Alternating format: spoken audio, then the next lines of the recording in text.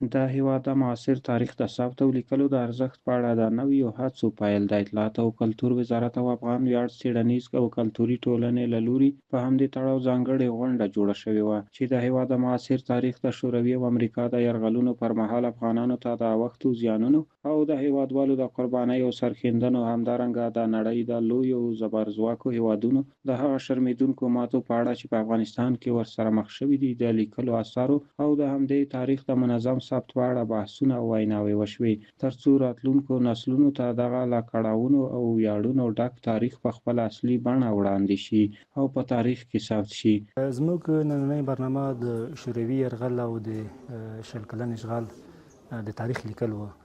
دغه تاریخ ډیر مهم دی، نو د دې خاطر چې یو معیاري تاریخ ولیکل شي راتلونکو نسلونو ته هغه حقایق چې باید ورسیږي،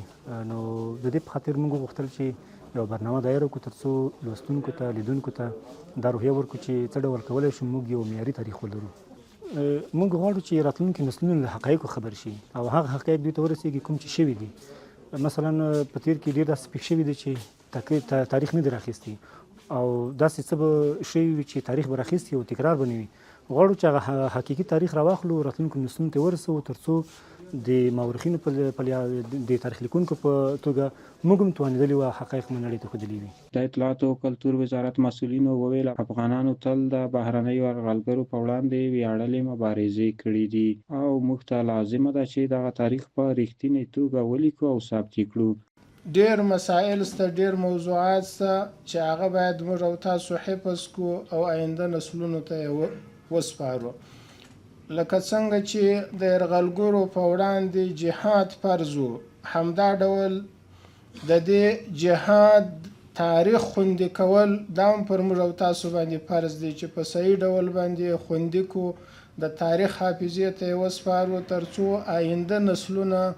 د دې څخه الهام واخلي. خپل ځوان ته هغه نقطه را برسیره کو چې سره د دې چې د 200 کاله نړۍ د ما او د تا د نظریې په حذف او د ما او د تا د تمدن په حذف باندې کوشش کوي،